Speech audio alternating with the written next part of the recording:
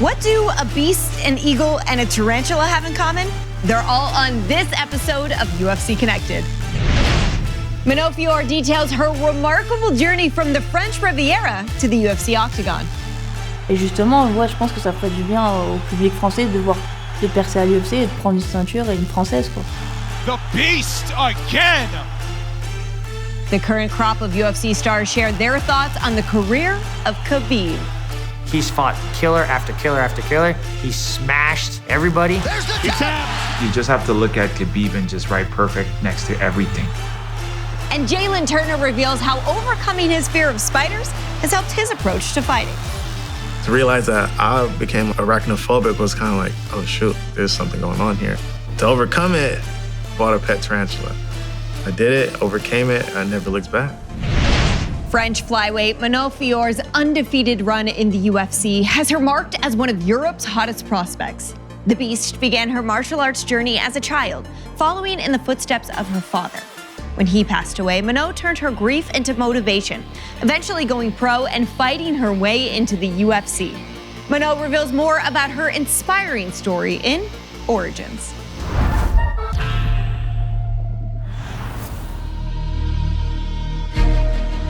Mixed martial arts legitimized now in France. The door is now open and we're seeing professionals like Manon Fiorot, who just an astonishing resume all the way from the amateur days. We need new blood in the division. And what we could be seeing here is the emergence of a future contender. Oh, another one. That's gonna do it. First woman from France to get her hand raised inside the octagon. Beautiful elbows, beautiful side kicks. What a display of violence. The beast again! And France has a legitimate contender in this flyweight division.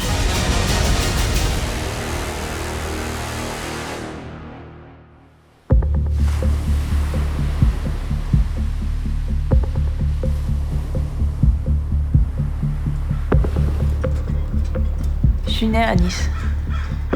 Voilà, c'est une ville, c'est reposant, c'est calme. Alors c'est une ville où il fait beau toute l'année, surtout, ça c'est important. Il y a la mer, il y a la montagne, donc on peut faire beaucoup d'activités. Là où il y a eu mon club de karaté, donc c'est là où j'ai passé le plus de temps, toute mon enfance. Bon, salut Manon, comment vas-tu? Ça va? Ouais, c'est là que tout a commencé, quoi, avec les sports de combat. J'ai tout de suite vu à l'entraînement qu'elle avait des qualités athlétiques un peu hors normes. Je sais que quand je la vois faire des coups de pied, je sais d'où elle tient ses coups de pied, notamment le coup de pied latéral de côté. Et je lui ai toujours dit, garde un peu ce côté du karaté, c'est ce qui fera la différence. Commencer à faire des compétitions, tout ça, c'était karaté à l'âge de 7 ans. J'ai mis quand même déjà 3-4 ans à arriver au haut niveau, à faire partie de l'équipe de France. J'ai commencé d'abord avec la boxe thaï et le kickboxing. J'ai fait 15 combats pour 15 victoires.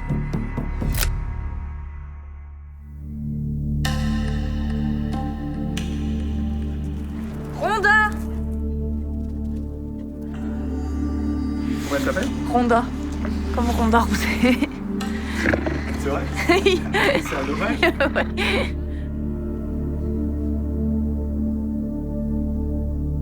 Voilà, et moi et mon papa, c'est mes préférés. C'est le fait que mon papa était lutteur. J'ai les souvenirs où je l'accompagne sur plusieurs compétitions, où je le vois lutter, où je viens aux entraînements, où je l'attends. Je préférais les sports de contact comme le karaté, la boxe, j'étais plus attirée vers ça. J'avais qu'une envie, c'était de faire des compétitions, donc bien sûr, il m'emmenait et m'accompagnait. Donc après, il était toujours super fier. Et en fait, quand j'ai commencé le karaté, j'ai dit à mon père, du coup, je vais être comme Christophe, je vais être champion du monde de karaté. Donc ça a commencé comme ça.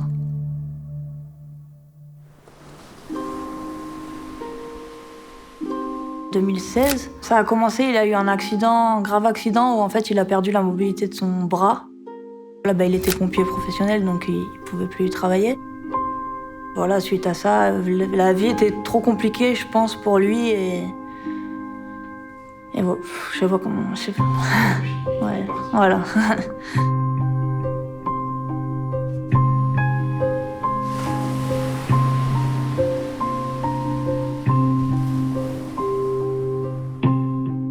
j'avais une compétition de kickboxing, je crois. En fait, au début, sur le coup, voilà, j'ai dit c'est bon, on arrête tout. Puis après, il y a ma mère qui m'a dit, tu sais, de toute façon, ça va rien changer et je pense pas qu'il aurait voulu que tu arrêtes tout. Donc, fais cette compétition, fais-le pour lui et voilà, tu vois. Ça a été une semaine compliquée, mais en fait, j'ai continué de m'entraîner. Je continuais à m'entraîner, je pensais qu'à lui. En fait, ça me rapprochait de lui aussi, quelque part, de faire du sport, quoi. Et en fait, je suis rentrée sur le ring et je pense que j'avais une certaine rage en moi et tout ça. Et en fait, le combat, il a duré 20 secondes, je l'ai mis KO et voilà. Je sais pas comment j'aurais surpassé cette épreuve, en fait. C'est vraiment ce qui m'a aidée. C'est de là où il voit ce que je fais. Donc je suis obligée de continuer et quoi qu'il arrive, il faut que je fasse ce qu'on s'était dit, quoi.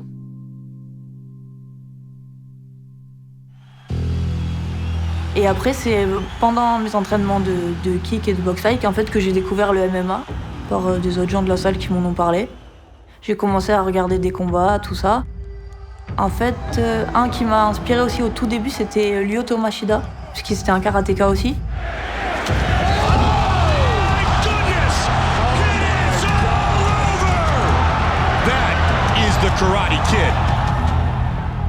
Et je me suis dit, pourquoi pas, il vient du karaté, il est passé au MMA, peut-être que c'est possible. Female bantamweight quarterfinals, the very first round here at the IMAF World Championships in Vegas. Alors en fait, moi je sortais des championnats du monde amateur en 2016. France's Manon Fiorot in the blue corner. Fiorot known for her big power punches, so watch out for those. Nice body kick there by Fiorot. Mais en fait, du coup, à cette époque-là, je faisais pas vraiment de MMA. Je fais un peu de boxe thaï dans une salle, un peu de jiu-jitsu dans une autre.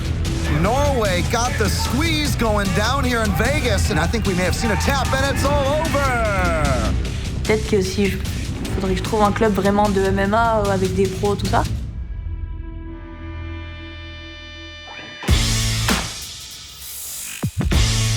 Un ami qu'on avait en commun m'a conseillé le boxing squad, donc la salle d'Aldric. Dès le premier entraînement, j'ai vu qu'il y avait un potentiel vraiment, vraiment énorme. C'est ça. Si en plus tu peux le fatiguer dedans, c'est bonus. Tu voyais déjà qu'il y avait de l'envie et de l'agressivité. J'ai juste vu qu'elle manquait de technique, notamment en lutte et au sol. Il y avait juste à peaufiner des axes de travail parce qu'en fait... Please welcome from France, Manon Fiorot. Elle avait un titre mondial en amateur. Elle avait deux titres mondiaux en professionnel. Et je lui avais expliqué qu'avec le Covid, l'UFC faisait des signatures en assez courte durée, en assez short notice. Elle était préparée pour ça.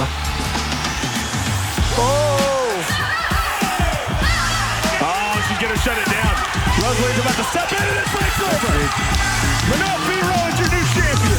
Elle avait coché déjà toutes les cases, donc c'était juste une question de temps. A lot of hype coming in behind Fiorot into her UFC debut. She came through the IMAF, the International Mixed Martial Arts Federation scheme, like the Amateur Olympics for MMA. And Fiorot says she has worked on her wrestling to try to become a more complete martial artist. That's one of the areas you worry about whenever a fighter is a traditional striker. Can they add in the wrestling? And Manon shows that she's been working in that area. Oh! This may be it. Oh! Oh my goodness! She gets a win in her debut. Wow! What a fantastic performance by the Frenchwoman Manon the Beast Fiorot. J'ai la chance qu'il me connaît par cœur. Et voilà, en fait, il me donne des consignes très simples, entre guillemets. Il reste très concentré, enfin très calme. Oui.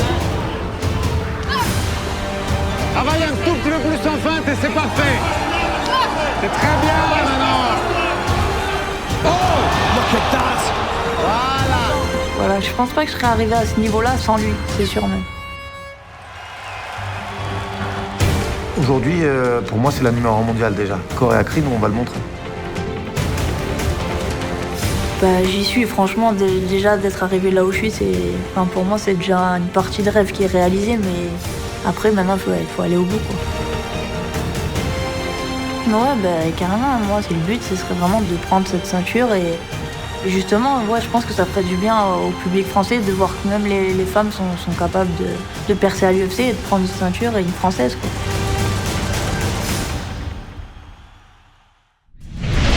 Even before retiring with a 29-0 record, Khabib Nurmagomedov was regarded as one of the greatest fighters to ever step foot inside the octagon. The Eagle used his wrestling pedigree to smash his way through the lightweight division, capturing UFC gold and a spot in the UFC Hall of Fame. We asked some other UFC athletes to weigh in on Khabib's legacy and his impact on the sport. This is Icons.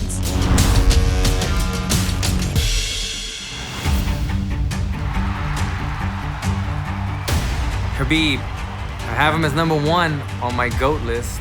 I have him as that because of his dominance. He's never lost a round, he's never lost a fight, he's never committed a foul in there. This guy dominates people in a way that we have never seen before in the UFC. He's shown how much better he is than everybody else.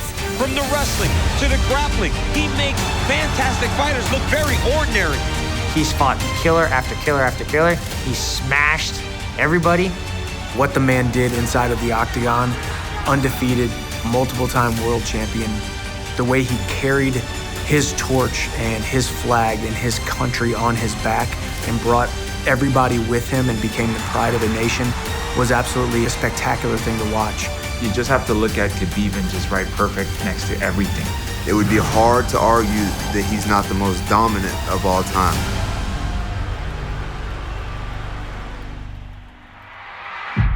Dagestan, Russia, Kenny, for those that don't know, really is a wrestling mecca.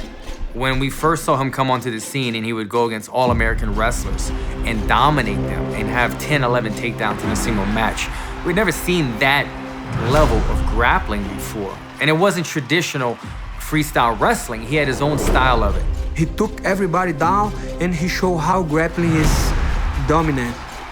There's the shot. His grappling is literally on another level. He's so strong, and not only strong, he's able to manipulate positions like no one can really do. That raw strength, people weren't used to it in his weight class. I think he's just one of those athletes, man, that he's been doing this for so long and he probably has a whole different level of strength when he puts his hands on you. He had a formula to be able to subdue any force that was put in front of him. The way he ties up the arms and stuff like that, it's unique.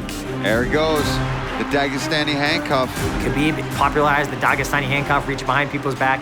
If you're in the Dagestani handcuff, you cannot get away because you can't defend your face, you can't make a post, you can't get up, you're just kind of stuck on the fence, and Khabib's gonna smash. That pace and pressure of Khabib is what separates him from most guys. There is no area where Khabib Nurmagomedov can't fight. To go undefeated in the highest level in one of the best divisions in the UFC is incredible. Khabib dominant for 25 minutes. When Khabib won the lightweight title, I truly believed like there was no one out there that was going to beat him at the time. Even to this day, I don't think there's anyone that could beat him. Khabib's got a massive following, especially in the Muslim community. There's so many Middle Eastern countries that love Khabib and love the UFC because of Khabib. He brought so much attention to the religion and showed what it is to be a humble champion, what it is to be a generous champion, what it is to be a righteous champion. That's what a champion should be in my eyes, is somebody like Khabib. People think fighting's about being this, you know, man, you could be a good person and still be a great fighter. Martial arts is built on respect. Khabib is one of those guys that has kind of stayed true to, it's a fight, but it's a sport, and I'm gonna respect my opponent, period. It'd be easy to kind of go out there and be cocky, and he was just humble, played it cool, and then he went out there and backed up everything he said. I like the humble approach. Khabib is the sort of epitome of that, and I believe these young kids coming up now, they're starting to see that, and they're gonna start emulating that.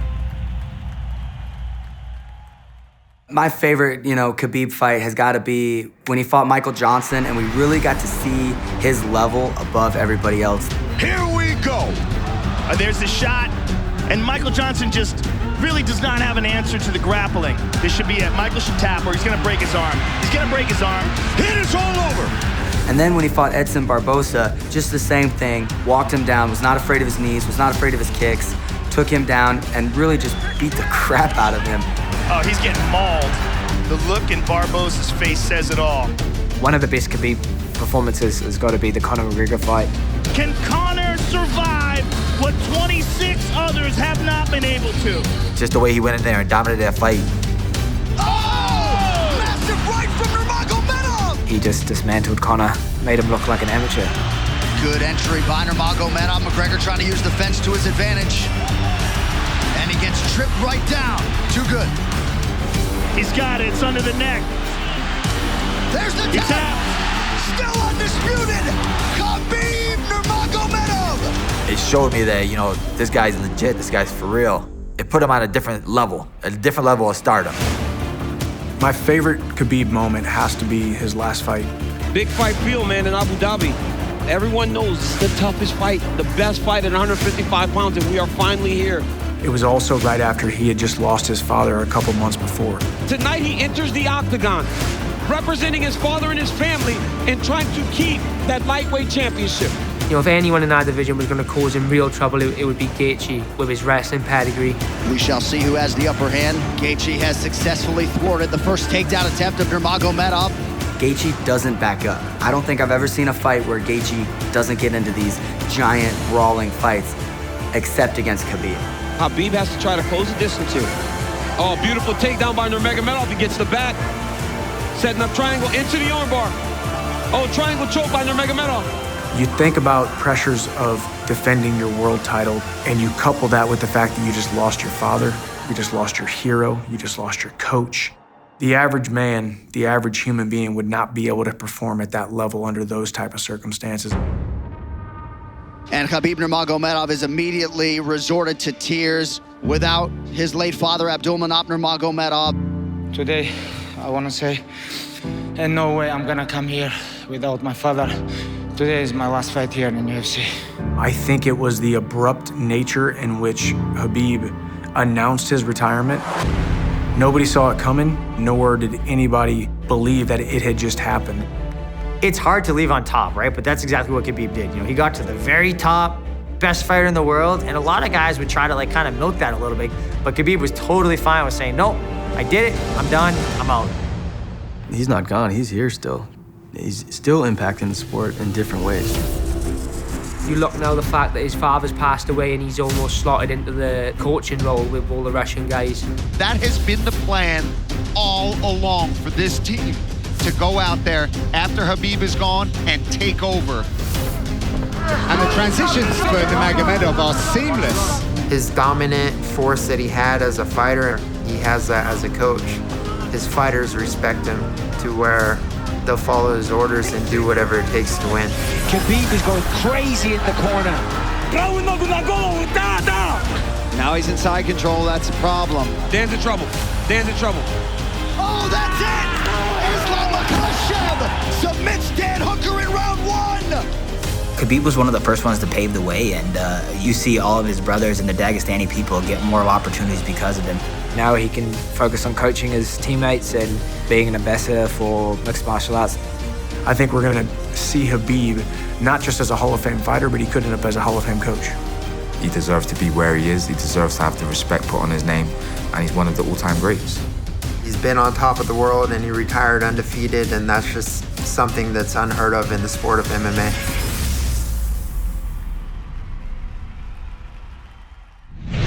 UFC lightweight Jalin the Tarantula Turner thrives on facing his fears. As a teenager, Jalin turned a crippling phobia of spiders into a passion for the eight-legged creatures. Jalin now applies that same mental approach to his Octagon career and believes that's what makes him such a unique threat. We head to California to find out more in this edition of Fighter Focus.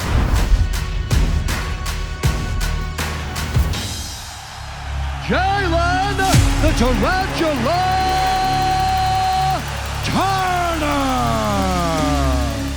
Overcoming fear makes you a better person and builds your confidence. Going in there and fighting, risking being embarrassed in front of hundreds of thousands of people, that's really scary in itself. But by the time you start walking out, there's no return.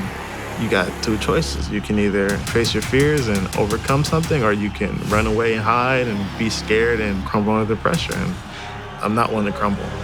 He's got a phenomenal physique for the sport, especially for this weight class, and real knockout power as well. Oh, that's it, that's it, that's it. Oh, and Potter down. He might be out. That's it. That is it. The Tarantula, Jalin Turner.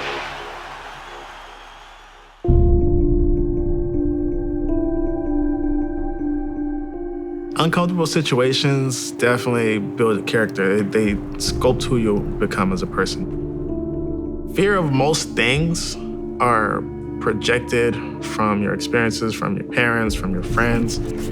I think I was about 16. I had friends, they didn't like spiders, they didn't like tarantulas. And like that energy kind of like projected onto me. You know, to realize that I became like a bit arachnophobic was kind of like, oh shoot, like there's something going on here. It was just something I knew I wasn't gonna want to live with and I wasn't gonna be comfortable with. So I was like, you know what? Let me like at least try, you know, let me try something out. Let me try to get over this fear. Let me overcome something. So to overcome it, I just went to a pet store, bought a pet tarantula. It was pretty big. She was probably about like this big when I got her. Just instantly loved it. I was like, that's a cool pet. I did it, overcame it, I never looked back. She's an adult female. She'll try to eat your finger when you first put anything in there or put your hand in there, but after you get out, she's pretty calm and cool. Taking care of tarantulas gives me like a sense of meaning, just having a little creature that you can care for. It's cool to get the understanding of them and interact with them how other people wouldn't. I feel like spiders are just so misunderstood. Food, a little bit of a heat source, and water is all they need to survive. If you get a good one, they're usually pretty tame and handleable. You can tell when a tarantula's gonna attack because they'll like raise their front legs at you. But as you can see, she's just prodding her legs around, just feeling around, thinking I'm a branch, not thinking I'm a threat at all.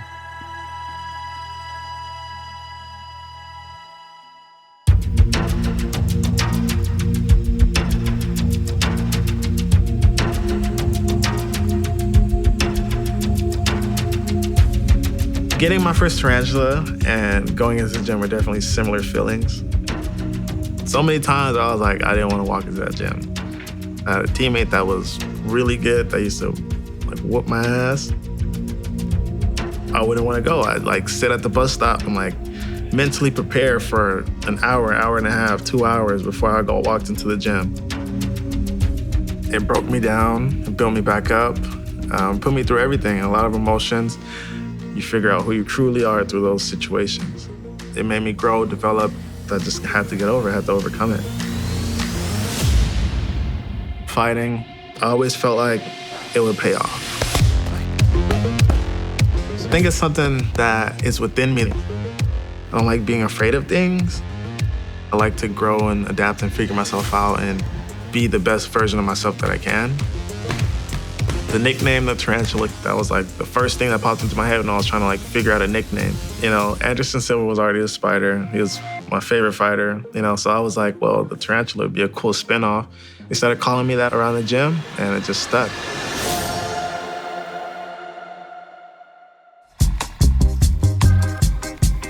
Next to the scale, Jalin Turner. Nobody's weighed in with the live animal ever. Sometimes it's better to ask for forgiveness and permission, so I just did it. Official weight 163.5 for Jalin Turner. You know, it was pretty cool to do, but it was mainly like just making history. That's crazy. Being original, being an outlier, standing out from the crowd, you know? It was fun. People are very, very high on this young man. He's something special. He stays calm, cool, collected. It's almost like he knows that the finish is inevitable. If he keeps touching you, he knows he's going to get you out of there. Well, that's it. Jalin Turner forces a referee stoppage. Tarantulas, they're really patient and they'll wait for minutes, weeks, months for a prey item to come across them and they'll snatch it up. That's kind of similar to my style. I'm really patient and methodical when I'm in there. I wait for my prey to give me an opening and I take it. Right, look at that. I think he's got it. Wow, do it! Huge submission win for the tarantula here in Vegas. Imagine how dangerous he can become if his game continues to evolve. I feel like my mindset now is completely bulletproof. Nothing really bothers me. Nothing really gets to me. I love fighting. I love the feeling of winning. And I'm really stubborn. I got goals I want to achieve. I want to keep pushing towards them, and I don't really feel like there's anything that's going to hold me back from that. Not fear, not an opponent. Nothing's going to stop me.